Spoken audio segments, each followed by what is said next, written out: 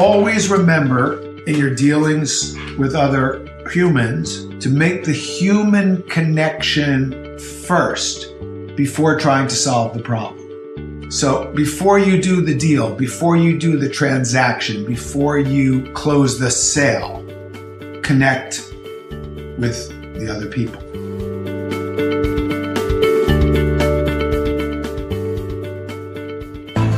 You're an entrepreneur, and you make vital decisions that hopefully blossom into a business. You're the savvy, out-of-the-box risk taker who believes wholeheartedly in the process of innovation.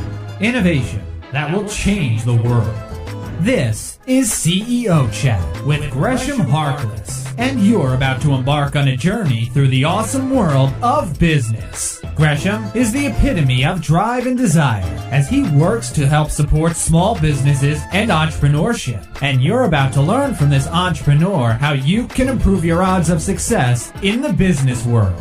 Welcoming the host of CEO Chat, here's Gresham Harkless.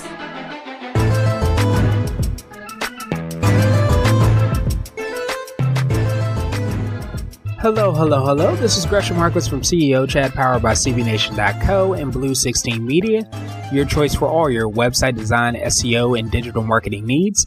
And this was an awesome chat with Michael Gelb. Michael is the author of The Art of Connection, 7 Relationship Building Skills Every Leader Needs Now. And this book was featured on our CEO bookshelf. So he is also the world's leading authority on the application of genius thinking to personal and organizational development. Michael is a pioneer in the fields of creative thinking, executive coaching, and innovative leadership. He brings more than 30 years of experience as an author, speaker, trainer, and coach. His clients include DuPont, Emerson, Gentech, Microsoft, Nike, and Young Presidents Organization. Michael also co-directs the acclaimed Leading Innovation Seminar at the University of Virginia's Darden Graduate School of Business, and he is on the faculty of the Institute for Management Studies. Michael actually authored over 14 books, including the international bestseller, How to Think Like Leonardo da Vinci, 7 Steps to Genius Every Day, and other titles such as Creativity on Demand, Innovate Like Edison, Discover Your Genius, and Thinking for a Change. Now, during the chat, we spoke about his background, the importance of connection, which was featured in his new book, and some of the things that entrepreneurs and business owners can learn from his older books and also his most popular books. So I thought this was an awesome chat just because Michael provided so much great content and so much insight on how we can be better as entrepreneurs and business owners. So I want you to do is sit back and enjoy this CEO chat with Michael Gelb. Hi, Michael. Are you still there with me? I sure am. Awesome. Well, I wanted to thank you so much for taking some time out of your schedule. I know you have a lot that you're juggling, but one of the first questions that I have for you is just if you can tell us a little bit about you, your background, and what led you to kind of start your business. Well, you said that I juggle a lot, and I started my business as a professional juggler. There you go. Literally, I juggled live on stage with Mick Jagger and the Rolling Stones at the Nebworth Rock Festival many years ago. I used to do children's parties. I used to juggle, even on the street. I juggled at Harvard Square. I once made $80 in quarters in about 2 hours with my juggling partner, who was a math major at Harvard. That's awesome. You must be pretty good at it then. I am. I actually created a seminar on juggling as a metaphor for learning. And I've taught it now over the years I did one seminar for 1,000 IBM engineers. I taught them all how to juggle in a big ballroom down in Atlanta. And we use juggling as a metaphor for the process of learning, keeping a bunch of things up in the air. Don't get upset when things drop. Work together as a team, support each other, help each other, have fun. So yeah, juggling was part of how I got started. And I never actually worked inside a business. I've never had a human resources department. I've never had anybody pay my benefits. I've been a sole proprietor entrepreneur from day one and having lots of fun and doing it now and intending to do it forever. That's awesome. That's awesome. Well, yeah, I mean, I feel like definitely anytime you're running a business or starting a business and going through the day of doing that, if you are able to juggle things and make, how much did you say, $2 in 2 hours or $80 in 2 hours? $80 in quarters $80 in 2 hours. And that was, let's see, 1975. Oh, that's awesome. That's awesome. So that's probably like $1 million in today. No, what that proves is that you're an expert at being able to kind of handle, a lot of different things that are being thrown at you. And if you're able to do it in real life, then I know you're definitely probably able to do it in your business. Well, that's the idea, is that I teach my clients how to juggle both literally, but more importantly, metaphorically. And the key is to be able to stay balanced, to not grasp prematurely after results, but to make sure you have the right process, the right balance, that you understand the big picture of what it is you're aiming to do. And then you create a fun environment in which to do it. So, it's a very powerful metaphor. There's a reason that people often say, well, you're juggling lots of things, or how well you're juggling your life and your business and so on and so forth. So I went deep into that metaphor. I still practice juggling. It's a fantastic meditational kind of exercise. And it's something I have clients I taught to juggle years ago. They still do it. They teach it to their kids. It's a metaphor, but it's also a really great thing to learn. Yeah, that sounds like it is. And I mean, I definitely love the metaphor, just because I usually say it all the time, because anytime you're running a business, there's so many different things going on that you have to juggle. But, hearing that you use it as a metaphor, to be honest, I never really thought of it like that. But when you start to think about it, you are kind of doing that when you're running a business. Very much so. Actually, many years ago, I wrote a book called Lessons from the Art of Juggling, which actually abstracted some of these lessons. And then I did a more contemporary version. It's actually an ebook now. It's called Juggling Your Way to Success: 5 Keys to High Performance. And it actually takes people through the principles of learning how to juggle and then applies them to your business. Awesome, awesome, awesome. So I guess for you and your business, could you tell us a little bit more about like what you do for those people that are trying to juggle everything in their lives? Sure. Well, many years ago, it occurred to me that the most important knowledge that any of us could have is the knowledge of, how does the human mind work? How can we think more intelligently? How can we think creatively? It's amazing if you think about human progress. It's always been a function of creative thinking. And yet we don't teach creative thinking in schools and colleges, and most businesses don't teach it either. Of course, over the years, it's become more valued because the world is changing faster and faster. So it used to be a luxury item. It used to be something that people thought was just for artists. Mm-hmm. But in the last 20, 30, 40 years, businesses have begun to realize that, no, they need everybody to think creatively. And I was fascinated by how we could actually learn that. How could I learn it, first of all? And then how could I teach that to other people? So I was very lucky to meet with some of the real founders of the field of contemporary creative thinking, Dr. Edward de Bono, Tony Buzan, and they invited me to work with them, which I did. My first corporate engagement was in the late 70s with the senior management team of a global computer company. I assisted on a 5-day retreat for these senior leaders. And besides teaching them juggling, I was teaching them some of the principles and practices of creative thinking, how to do mind mapping, how to mind map out your strategic plan, how to mind map out any kind of problem that you're working on so that you could think more creatively about whatever that problem was. And this is a powerful method for generating more ideas in less time and making new connections between those ideas. And people really loved it. So the head of human resources of that company said, we want this young American guy on all our seminars around the world. So for the next 3 or 4 years, I traveled all over the world co-leading these 5-day seminars for people twice my age. And now I travel around the world leading seminars for people half my age. There you go. But the cool thing was, back then I didn't really understand that much about business, but I was really interested in learning. And my students were executive vice presidents of multinationals. I mean, I really paid attention. I learned a lot about what makes teams work. How do you create a plan? How do you execute around that plan? And in 1982, I moved back to the US. I'd been based in London when I was traveling all over the world for this computer company. And I started teaching creative thinking seminars. I got hired. Somebody hired me we made a contract. They sent me around the US. I did 14 3-day public seminars. We'd have about 150, 200 people sign up for the weekend. And among the people who came for those classes, there was somebody who was a representative of the DuPont Learning Resources Group. And they brought me into DuPont. They put me on retainer. I wound up working with DuPont for more than 20 years on how to think creatively, how to learn faster, how to create a more innovative workplace. And again, I learned from the people at DuPont. And then I got engaged by Nike and Microsoft, a lot of big companies, Merck, Pfizer. But I also got invited to do a lot of programs for Young Presidents Organization, oftentimes smaller businesses. And it wasn't just then a question of teaching them the skills of creative thinking, because they put me on retainer to apply those skills to actually help them solve their most important real life business problems. So every time I was engaged, I would learn a tremendous amount about a different kind of business and how do you use these skills, which I had tested out and applied in so many different contexts, to this new context. And of course, as all this was going on,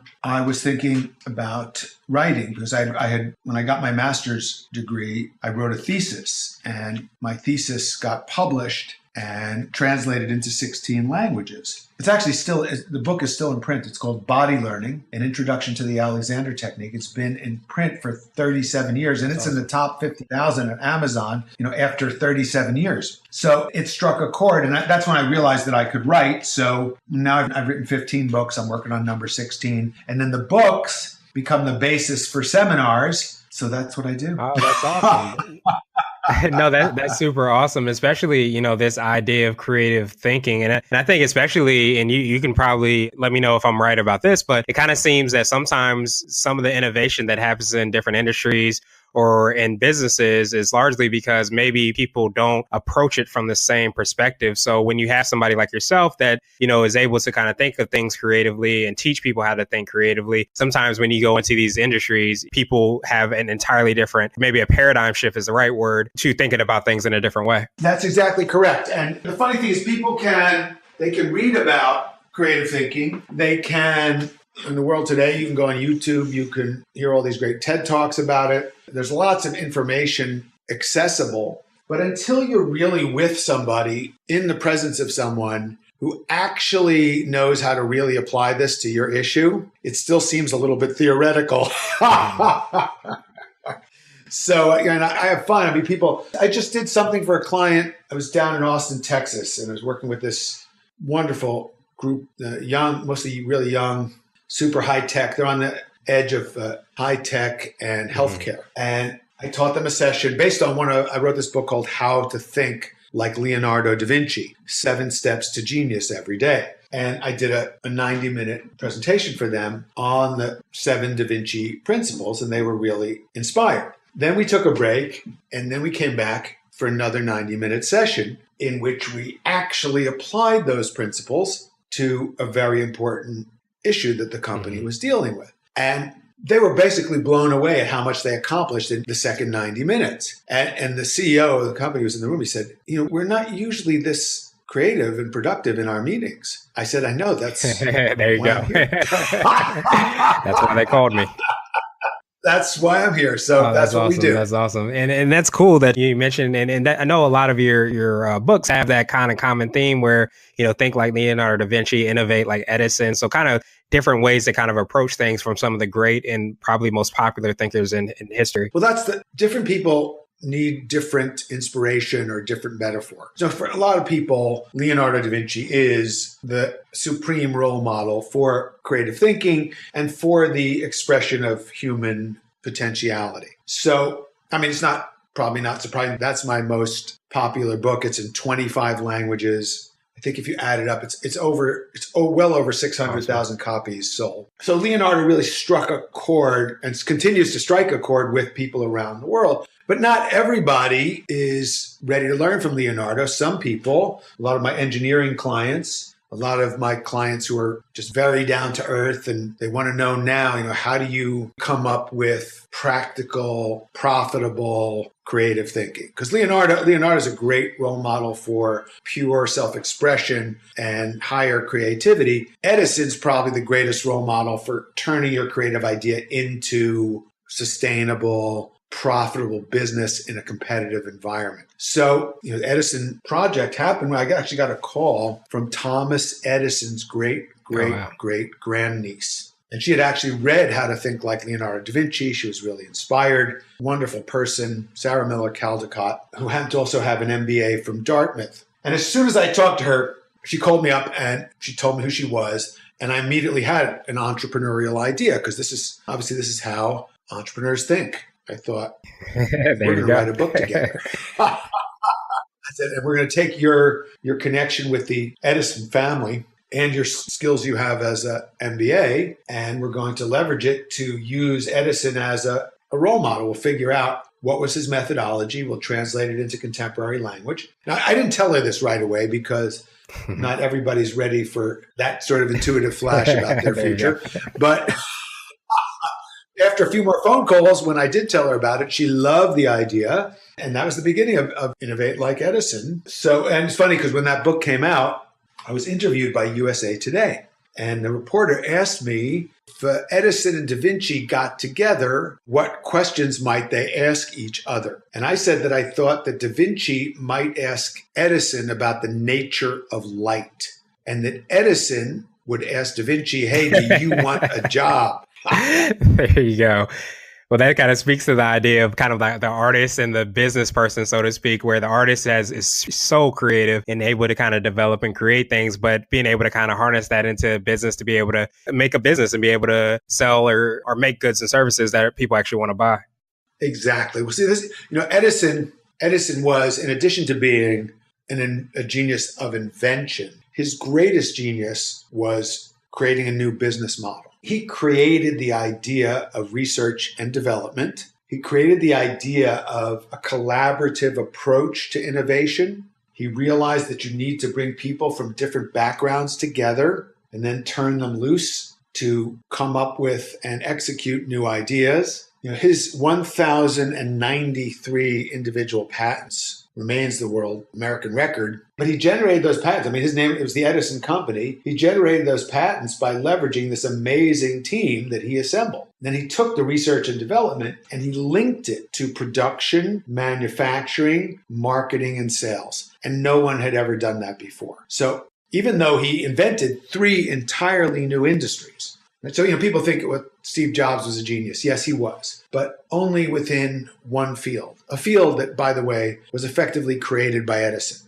Thomas Edison illuminated the planet. He didn't just invent the light bulb, he invented the system for lighting the world. Thomas Edison invented the recording industry, he invented the phonograph, and he also invented the movies.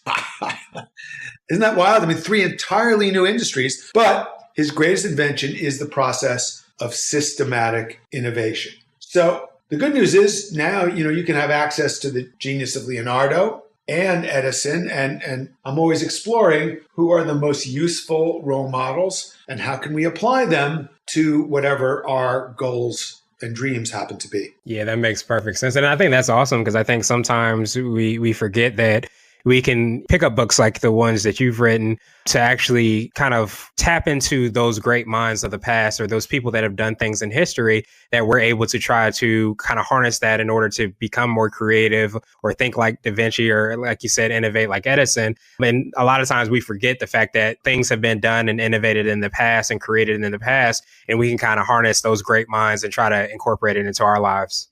Well, so one thing we know now, smart people have always known this, but it's now research validated. And that is that emotions are contagious. So you want to be careful what you catch and you spread. And if you want to catch inspiration, creativity, innovation, doesn't it make sense to surround yourself with the most inspirational and creative people that you can? And the good news is you can do that in both a real and a virtual way.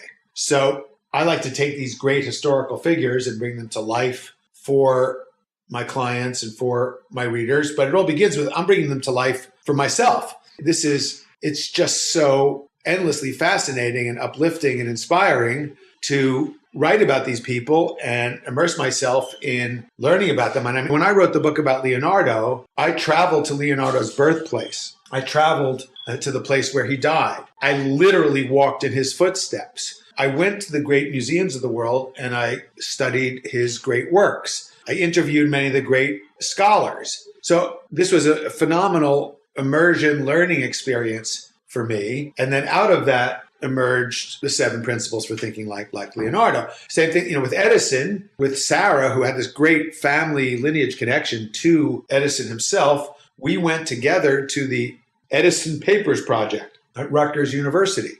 And we were very lucky to be able to spend time with Dr. Paul Israel, the world's leading Edison scholar.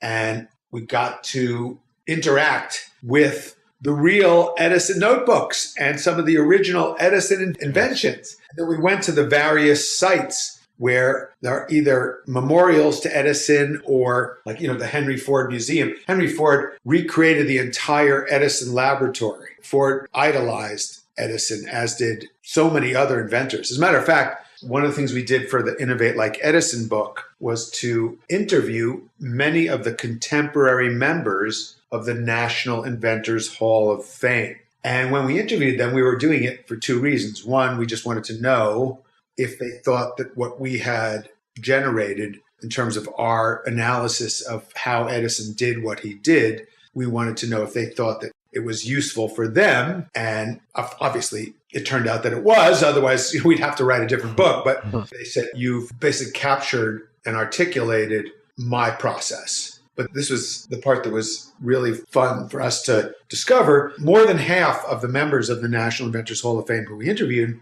said that when they were growing up, guess who was their hero? That's right, Thomas Edison. So people who are now role models for other innovators and inventors mostly had Thomas Edison as their role model. So, I mean, how cool is it just to bring that to life and then make it specific and look at how to really apply it? Yeah, that's what you call creating a legacy, so to speak, because you're innovating a group of people that are innovating another generation of people that are innovating another generation of people, and so on and so forth. So that's definitely awesome. And I know you mentioned that, one of the reasons that you created the book is because you saw kind of like an opportunity. You wanted to kind of bring those great thinkers in history to life. What kind of prompted you to write your latest book, kind of The Art of Connection? What was kind of like the thesis or the idea or the spark that came to your eye? Well, having worked for all these years with people all over the world in all kinds of businesses, helping them to think more creatively, more like Leonardo, more like Edison, and so on, it became obvious to me fairly early on that the missing link in application of creative thinking is working effectively with other people. And it's a different skill than thinking creatively. You're only going to get results in this world. Even if you're a sole proprietor, even if you are a solopreneur, you're still only ultimately going to get results if you know how to work effectively with other people. Not to mention the fact that that's also the only way you're going to have a happy and fulfilling life. So I've always seen that ability to get along with others, to build relationships as an essential element of building a business. It's probably the most important thing to have that kind of practical, emotional intelligence to go with your creative, innovative, strategic thinking. And I've been teaching and guiding and coaching people how to do that because I was really lucky. I got engaged by some amazing leaders in the course of my career, people who were division directors of a big company and then rose up to be a vice president, executive vice president, and then CEO. One of my clients was the CEO of C&P Telephone Company. He had 8,000 people reporting to him. He then became president of National Public Radio, where I also worked with him as his executive coach. And then he went on to be a United States ambassador, and he's still a good friend of mine. But I think of him just because I remember his skill in dealing with all the constituencies when he was running the telephone company in the greater Washington, D.C. area. And then the different ways he needed to work with people when he was running National Public Radio. And then the skills that he was able to apply in being a United States ambassador. And I learned a tremendous amount from him. His name is Delano Lewis. You look him up. He's an amazing guy. He wrote a great book. But he paid me for all those years, but I learned a lot from him. And I can go through, I've had so many clients like that. I paid attention. I saw how that, the more senior they became, the kinder and more personable and generous and respectful they were with every other human being, whether that person could help them or not. They just, they had a genuine, caring regard for humans and for all life forms, but especially I saw them mostly with humans because I was in their workplaces. Right. And so, I just paid attention to this over the years. And as you can imagine, my business is entirely built on relationships. I have clients for generations. I mean, literally, I've been doing this so long. My biggest client now is a third generation client. What does that mean? It means that I was engaged by a company in the early 90s, the COO of a big construction management company in New York. He had me on retainer for 6 years until he retired. And then about 8 years ago, I got a call from someone who had been on one of my seminars back in the early 90s, a woman who was a junior person then, but now she was an executive vice president of another construction management company in New York. And she gave one of my books to their CEO. They wound up putting me on retainer for the next 4 years. And then a woman who worked at that company left and went to another company in New Jersey. And that's my biggest client now. That's awesome. So that's what I'm saying is the continuity is a function of the relationships with these people over the years. And the fellow who was the COO of that very first company who brought me in, still a good friend of mine. He does consulting now himself. He looks to bring me in to help his clients whenever he can, because it's what's the title of his new book? It's The Art of Connection, 7 Relationship Building Skills Every Leader Needs Now. Well, you've always needed these skills. The reason they're more relevant now, obviously, is everybody's on their device. They're more distracted. They all have ADD, functional ADD. So the ability to really connect with other people, probably more valuable, more important now than ever before. So I figured, to answer your question, I just figured it's time to write this down. It was time to share. It was kind of urgent, actually, to share. I have a friend whose son is now 22, and he's a brilliant young man. He just sold his first company. He does SEO stuff. He's a wizard. No, he when he was a kid, he had some health problems, and he stayed home a lot, and he played a lot of video games, and he became, I think, number 3 in the world in one of these competitive games. It's something like World of Warcraft or something like that. Anyway, this kid's brilliant, and now he just translated his skills into having this business, and super smart, 22. So I was thinking, if I could put a book in his hand that can help him have a richer, more fulfilling life, to be more effective in his ability to get along with other human beings, what would I tell him? So I had him in mind when I wrote The Art of Connection. Interesting. Well, no, I find that awesome that, especially from, obviously, relationships, especially in business, are huge. And being able to build relationships and build connections, I think every single, business owner can kind of keep that in mind and definitely realize that that's important. So I guess, could you talk a little bit more about maybe some of you had 7 different skills or pieces of connection. Could you focus on a few of them and just kind of let us know like some of the maybe high points of what you kind of covered in the book? With pleasure. Well, I was telling you about construction management company in New York. And I did seminars for them on the material in the book as the book was evolving. And, you got to picture what these people actually do for a living. If you've ever seen a construction site in New York City, there's a whole area is blocked off. They build these walls around it. There's cranes. And if you peek through and see what's going on, there are people with hard hats. There's carpenters, there's electricians, there's plumbers, there's people pouring concrete. There are cranes lifting massive pieces of various sorts of construction material. There's unions. There's a lot going on. And as you might imagine, there's a lot that can go wrong. Safety-wise, if the job isn't done right, if it takes too long, if it costs too much. The way construction managers earn their living is to make sure that the job is safe, that everything happens as it's supposed to, that it gets done on time, that it's done on budget, and that it's done at a very high quality. So these people, their job is to make sure this all happens according to plan. So one of the guys who's been in this business 30 years, a senior supervisor of just this kind of site, he had this epiphany in the seminar. He said, oh my God, I get it. He said, we are not in the construction business. We are in the relationship business. And right? It was his epiphany. And my point in the Art of Connection is we're all in the relationship business. And one of the core principle, and it's so important, I made up a Latin motto because things just sound more important if you put them in Latin. And the motto is conjungere ad solvendum. And what that means is connect before solving. Connect before solving. So in other words, always remember in your dealings with other humans to make the human connection first before trying to solve the problem. So before you do the deal, before you do the transaction, before you close the sale, connect with the other people.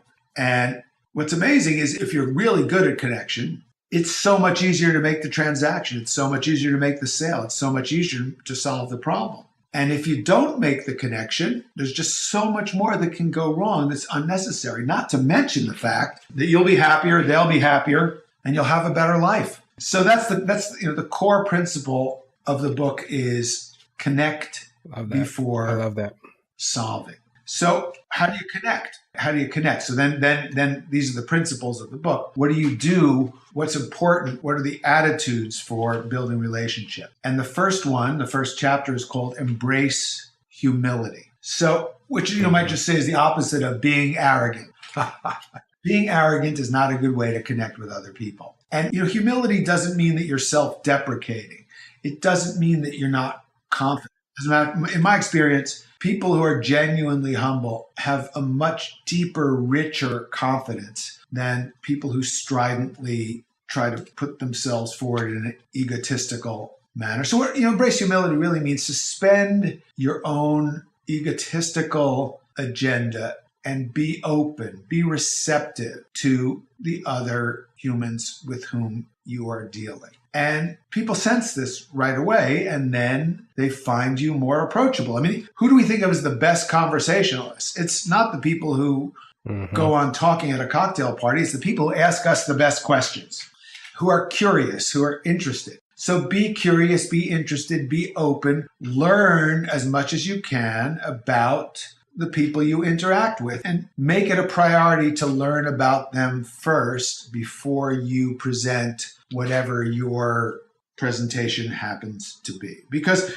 this is just strategically smarter anyway. The more you know about a customer or a client, the more you're able to solve their problems. Right. Yeah, exactly. So it's just plain out common sense. And it also, if you do it sincerely, if you do it with genuine caring, it also builds trust and builds longer term relationship. Because we all know, anybody in any business knows, it's a lot less of an investment to keep an existing client than it is to find a new one. So if you create these relationships with clients where that are genuinely mutually beneficial, where you're really looking to help them solve important problems, to help them meet their needs in ways that they hadn't thought of yet. That's creativity and empathy come together as powerful business principles driving any real entrepreneurial venture. I mean, why should we give you money? Because you're meeting our need,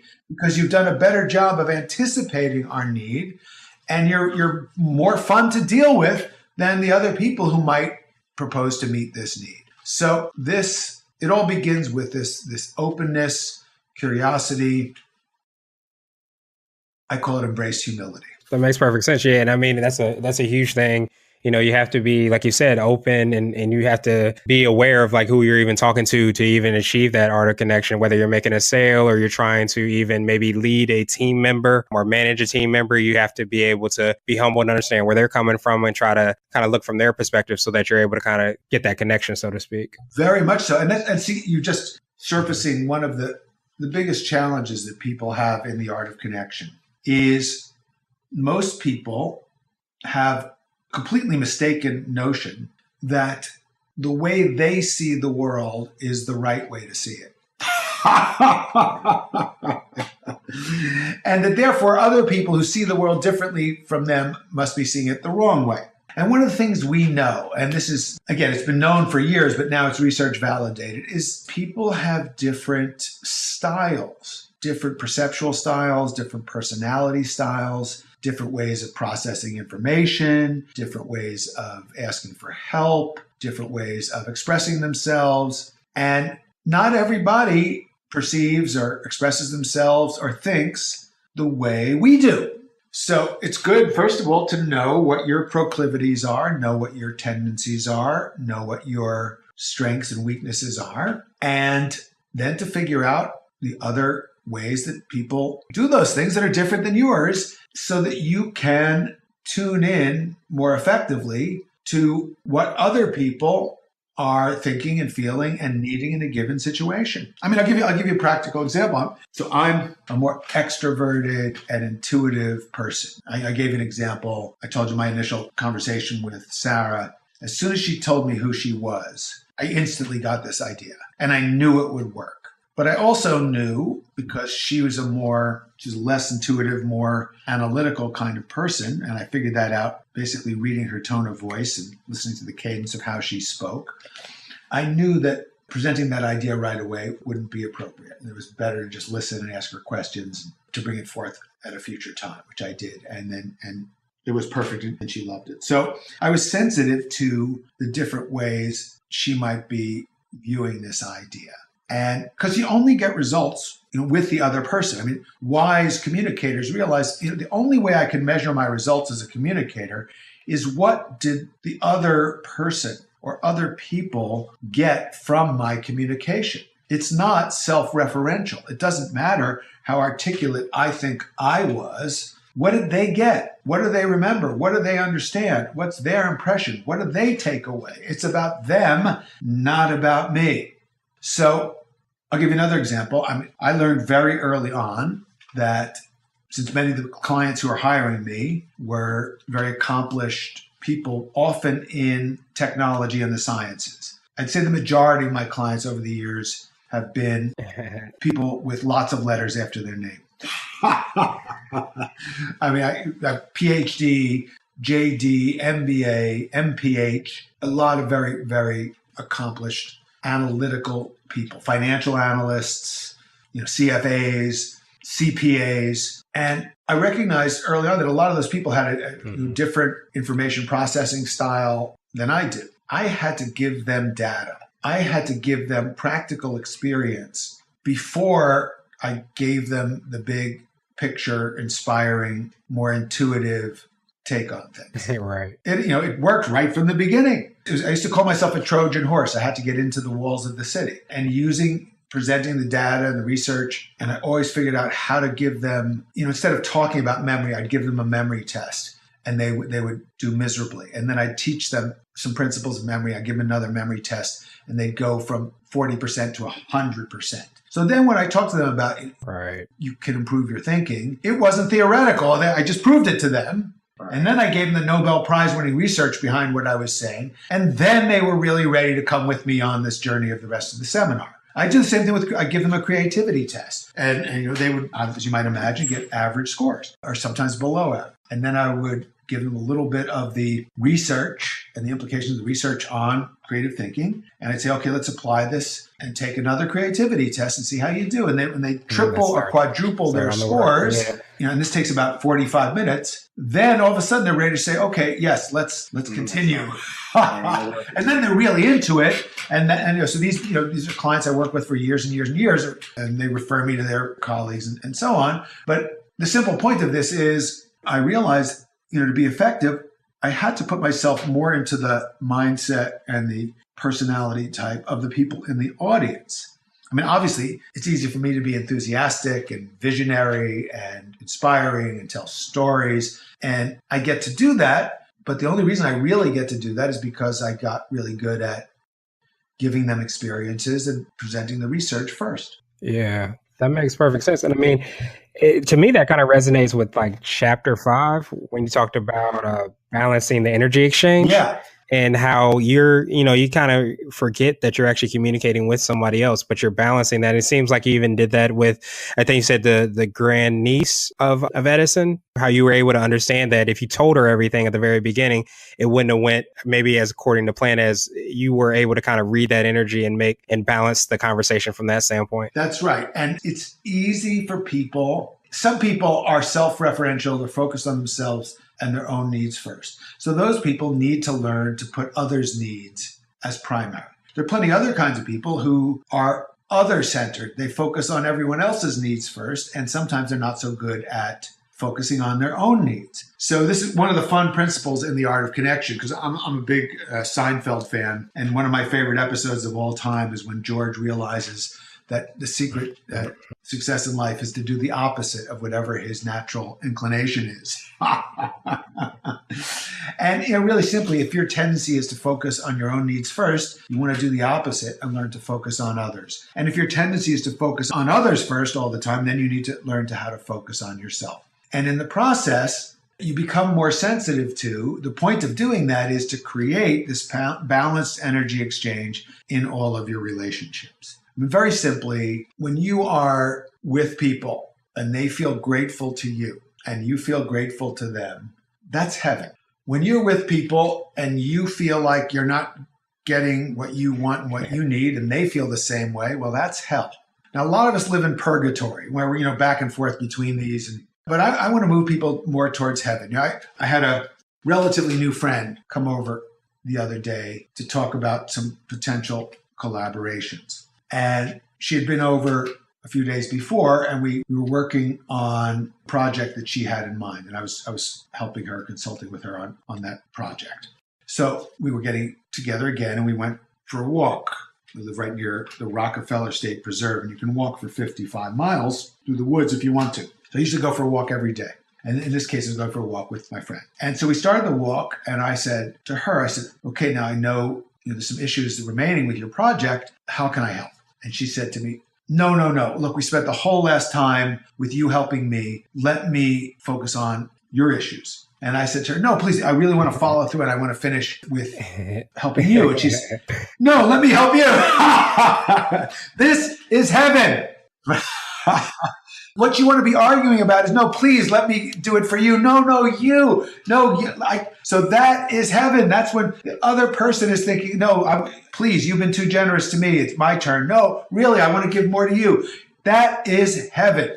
Yeah. And what would it be like if you could be that? Forget about work for a second. Wouldn't you like to have that in your personal relationship? I mean, so the principles in this book are the exact same principles that you need for that to be the case in your personal relationship. I mean, you remember this, the story at the beginning of the book was from the first date with the woman who is my wife. We've been together for 13 and a half years. And I think sometimes I should just have my wife go out and do the interviews for this book because, it's like, because people say, well, let's talk to the wife and see if she thinks that this is a load of BS or is this guy really for real? But my wife will. I pull her over here right now. She's giving a voice lesson. She's a great opera singer, and she also teaches. But if she wasn't giving a lesson, I just pull her over here now. She'd tell you everything he's saying is true. There you go. Well, there's no better stamp of approval than to get it from your wife, I'm sure. You're doing it right. It's easy to talk. It's easy to give lectures and everything. But let's ask your wife. Let's ask your family. Let's ask your kids what you're really like and if you really apply what you're talking about. Yeah. But Deborah will back me up here. Awesome. Well, Michael, I truly appreciate you for, developing and writing this book. There's a lot of great and phenomenal content, not just obviously in this book, but all the other 15 books that you've written and the one I'm sure that you're writing now. What I wanted to do was just kind of give you the floor and see if there was anything else you kind of want to tell our readers or our listeners about, your background or just the book in general. Sure. Well, I think one thing, I'm going to talk to you about something. This is actually a little homework for everybody. I'm going to write an article about this, and I may do a whole separate YouTube about it because it's something I've been thinking about a lot. But have you heard of this guy, Jordan Peterson? I don't think so. He's a Canadian psychology professor, and he's become this superstar on the internet. He's all over YouTube and interesting guy. super smart. Part of how he became a big internet superstar is somebody captured on video, because now everything that ever happens is somebody's capturing it on video and putting it on YouTube 5 seconds later. And he was at some Canadian university, I think he's in Toronto, and the university passed some sort of rule or sent out some advisory to the faculty about the language they needed to use to refer to people along the gender spectrum. Because, there's a whole big issue in college campuses is the debate between, are there just two genders? Is there a gender spectrum? And people can define their own gender and so on. So I'm not going to comment at all on that issue. That's for people to have their own opinion. But if you find Jordan Peterson on YouTube and you hear him have this argument with these students who they're asking to be referred to by different pronouns that reflect some of the different statuses that people have come up with for themselves along this continuum. And he doesn't want to do this. So he got famous by basically saying, no, I don't want to do this, and arguing strongly against this notion. But what I want to draw people's attention to, if you check this out, or just check out anything that's on the media, and go on any news station and hear people arguing. As brilliant as Jordan Peterson is, I wonder what would have happened if he was better able to really empathize with the underlying needs of these students. And if these students were better able to empathize with how he might have been feeling. Because what I see when I turn on the news or watch this sort of thing is people holding positions and trying to be right or wrong. And what I don't see, that I'd like to see, is the art of connection. One of these transgender students was talking about how two of their friends had committed suicide. And what I heard in this person's voice was tremendous pain and fear. When I heard Jordan Peterson's voice, he's super articulate, but I felt that he was afraid. He felt he was being surrounded. He was being forced to use language he wasn't comfortable with. But no one in this conversation was in touch with what either they were feeling, what they needed, or what the other side was feeling and what they needed. And the art of connection is about, especially in the face of conflict and disagreement, understanding what the other side is feeling and what they need and not demonizing them. So wherever you are on the political spectrum, whatever you think, can you put yourself in the position in a compassionate way of people with whom you vehemently disagree? Because only then is there hope to find a creative solution. So that's what I want to leave people with, is learn to be empathic even when it's very difficult. And then you have hope of finding resolutions to the most important human problems. Awesome. I appreciate that, Michael. Yeah, there's definitely not enough empathy in the world. So I appreciate you for, creating this book and dedicating time to creating this and sending out that message, because it definitely is something that's definitely needed in this day and age. And one other question I wanted to have for you, if someone's listening to this and they want to get a copy of your book or they want to get in touch with you, what are the best ways for them to do that? Thanks. Yes, they can. Best thing to do is come to michaelgelb.com. That's GELB. michaelgelb.com. People can sign up for our free newsletter. There's also lots of free articles, and there's a whole bunch of videos, and all free. So come to michaelgelb.com. There's also links, of course, to order the books and CDs and all that stuff. So michaelgelb.com, that's the place. Awesome. Thank you, Michael. And we'll definitely make sure to have that link in the show notes so someone can go directly through and a copy and a link to actually get a copy of your book as well, too. But Michael, again, thank you so much for all that you're doing. I truly appreciate you for kind of taking time out of your schedule and letting us know how we can juggle things so that we can be more effective in our business as well. Good. Thank you. My pleasure.